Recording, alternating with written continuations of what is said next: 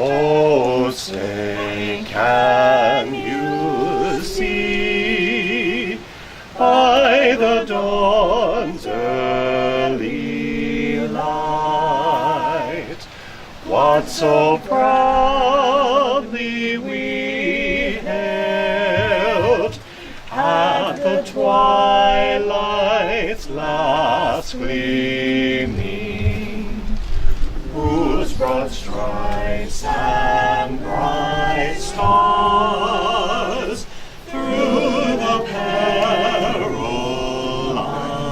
fight o'er the ramparts we watched were so gallantly streaming,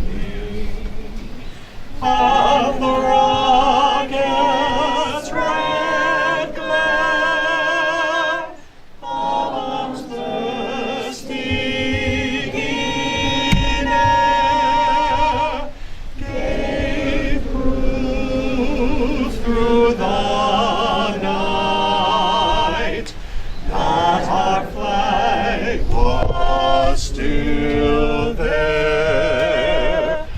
Oh, say, does that star-spangled banner yet wave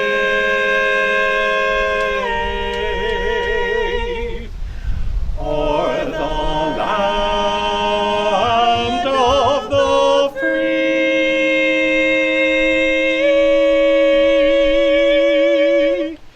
and the home of the brave?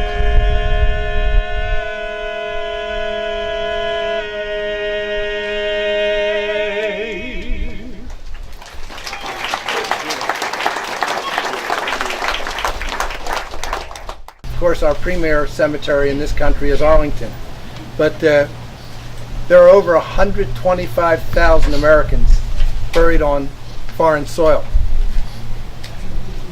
There's cemeteries in Luxembourg, Great Britain, cemeteries in Belgium, cemeteries even in the Philippines, one of the largest overseas in the Philippines.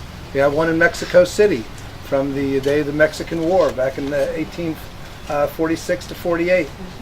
And of course, the cemeteries that we have in France.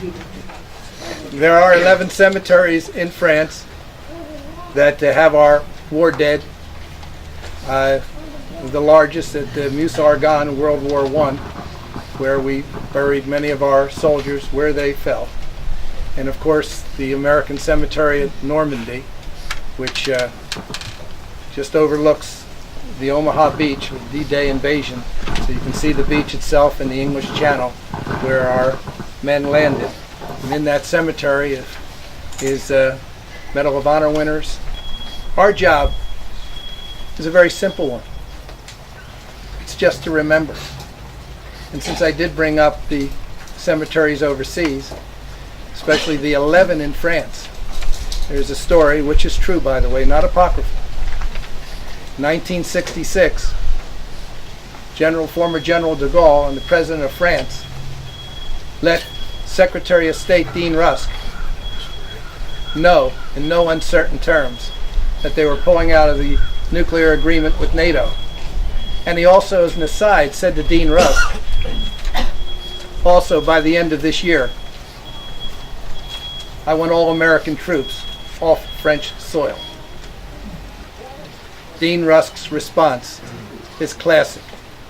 He turned to President de Gaulle and said, does that include our dead soldiers in our cemeteries? The observers that heard this said for the first time in de Gaulle's life, he was speechless. And he should have been. The sacrifices that we've made for freedom throughout the world should never, ever be forgotten.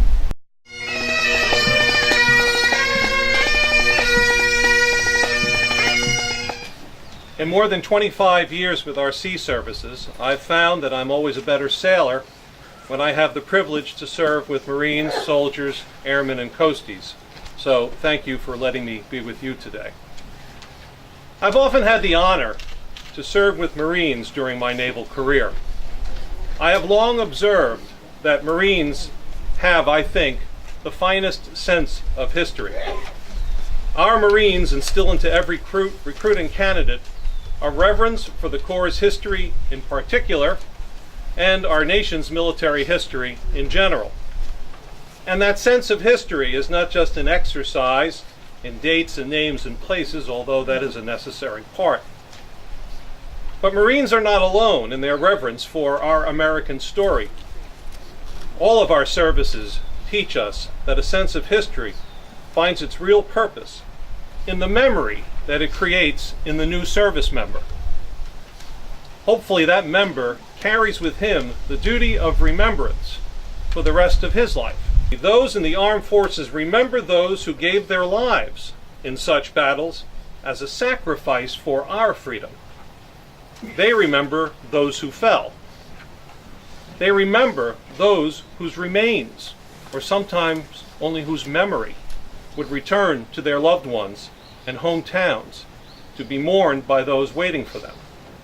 So let's remind others then what Memorial Day is for. It's a day of national remembering. It's that special day set apart to remember our fallen war dead. It's a day to decorate their graves and monuments in the colors of our country. It's a day, just one out of 365, during which we close our eyes in grateful prayer and raise our hands in honorable salute to every service member offered on the altar of our freedom.